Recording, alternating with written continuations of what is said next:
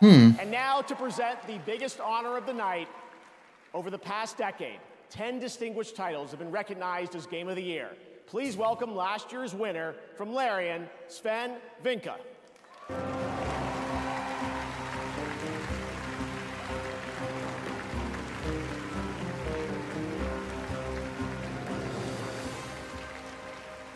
I realize That's the guy from Baldur's Gate 3?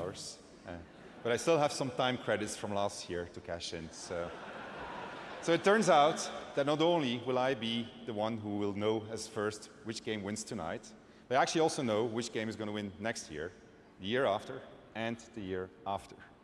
Now, how do I know this? Well, an oracle told me. She said, change is coming. It's a modern oracle, so they made me sign an NDA, but I trust all of you. I know you can keep a secret. You will never leak it. The oracle told me. Yeah, that the right. Game of the Year There's gonna be someone 2025 gonna leak was going to it. be made by a studio who found the formula to make it up here on stage. It's stupidly simple, but somehow it keeps on getting lost. Studio made their game because they wanted to make a game that they wanted to play themselves. They created it because it hadn't been created before. They didn't make it to increase market share. They didn't make it to serve as a brand. They didn't have to meet arbitrary sales targets or fear being laid off if they didn't meet those targets. And furthermore, the people in charge forbade them from cramming the game with anything whose only purpose was to increase revenue and didn't serve the game design. They didn't treat their developers like numbers on a spreadsheet. They didn't treat their players as users to exploit. And they didn't make decisions they knew were short-sighted and function of a bonus or politics. They knew that if you make a game politics. team first, the revenue will follow. They were driven by idealism and wanted players to have fun. And they realized that if the developers didn't have fun, nobody was going to have any fun. They understood the value of respect, that if they treated their developers and players well, those same developers and players would forgive them when things didn't go as planned. But above all, they cared about their game because they loved games. It's really that simple, said the oracle. Winning Game of the Year turned out to be a life-changing event for us. It was an amazing thing. To those who will win Game of the Year 2024, you have no idea what's waiting for you. It's an incredible honor, and you're in for a heck of a ride. Now remember, should you be told to wrap it up for tonight, you can always come back next year and chat for 3 minutes, okay? So, now, to pay tribute to the nominees for Game of the Year, once again, Lorna Balfe and the TGA Orchestra.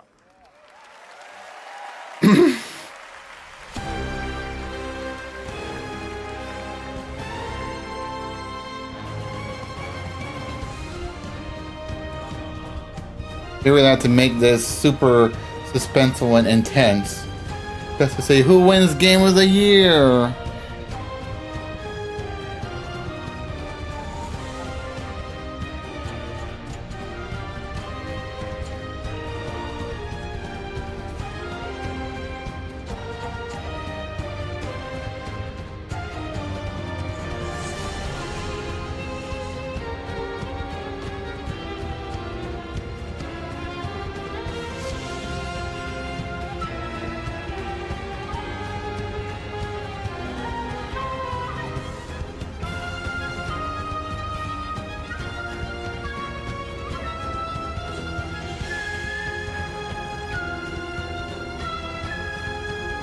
They're really extending this just to keep all of us in suspense.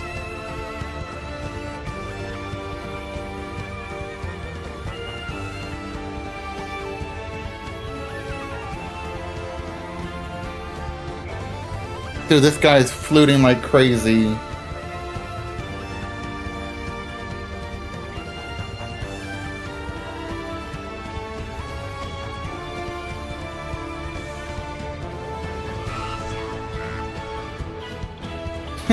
They had to do the medley of those games. Okay.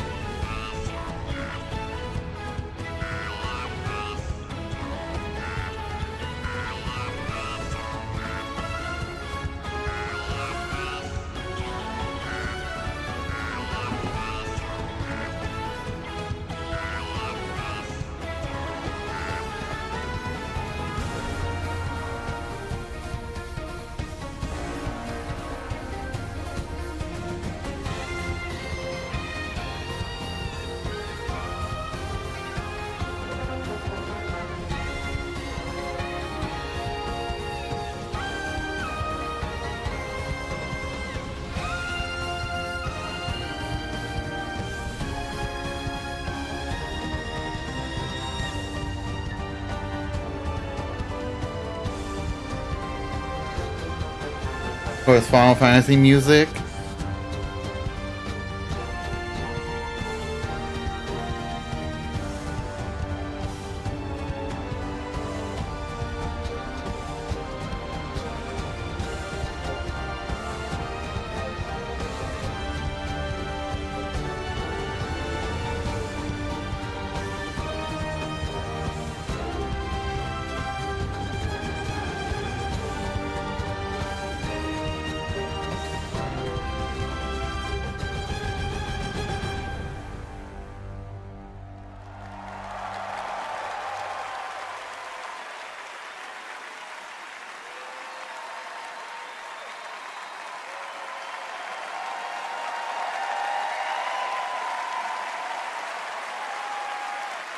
My heart is barely racing a little bit, but I'm still holding on in anticipation.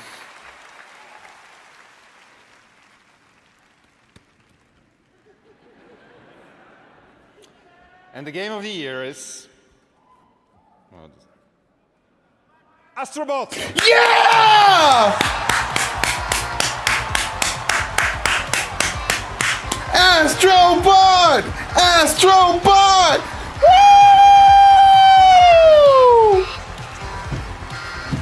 Let's fucking go!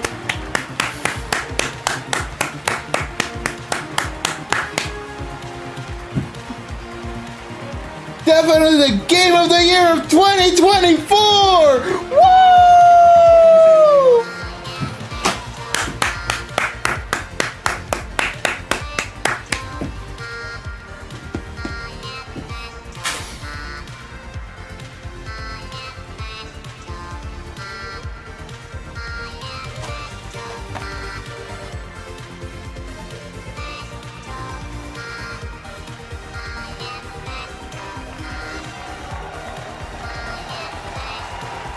My platinum trophy reward hasn't gone to waste.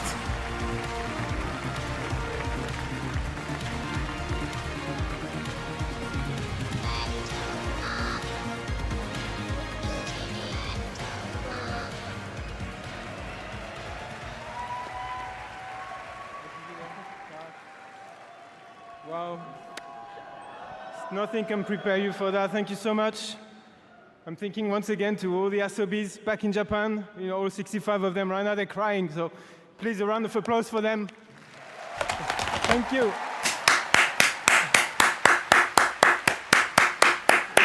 You guys as well. When I thought about, why this game, gave people joy and smiles on their faces, I think it came down to the people every day making the game and doing exactly that. I think, when I think of the team, it's the amount of generosity they gave. They put the user first always, never thought about any calculation. It was just about the kids, especially, because we had this huge, huge privilege to be potentially the first game to be in the hands of children, and we know what it means very much. So Team Asobi... I'm like literally tearing up inside, but I can't literally cry outside. No, thank you. I have to thank a few more people because a lot of people contributed to this game, of course, in SIE and PlayStation or Family. Herman, who give the studio a chance, and Scott Roddy, who really believed in Astro even before we did. Ken Chan on marketing, and many, many other people that I'm not mentioning. Astrobot is full of 30 years of PlayStation history. And actually, a lot of people in this room tonight gave their characters, their IP, without asking anything in return, just because they cared about celebrating 30 years. So to them as well, from the bottom of our heart, thank you so much. And then last and not least, and you want to stay for this one because I didn't plan to say it, but I'm going to say it anyway. Platformers, PlayStation 30 years, and we made a platformer, which is great. It's very nostalgic and fresh at the same time. But let's not forget that even before PlayStation, there were people making platformers. I remember I was a kid in 1989, Christmas, and I got a gray box. There was a game packed in. It was called Super Mario Brothers, and it was really, really great. Mario representation. Hey! PlayStation dev repping Mario and Nintendo. But I want to pay tribute to the company who really put like platformers and showed us innovation and quality consistently and inspired us to actually make the game that we made. So that's also, and I've managed not to mention them, have you noticed? But you all know who they are, and many other companies that have been inspired over the years, so that's really, really important. And we want to pay tribute to them tonight. So from the bottom of our heart, thank you so much. It's amazing, and we'll see you again. Thank you so much.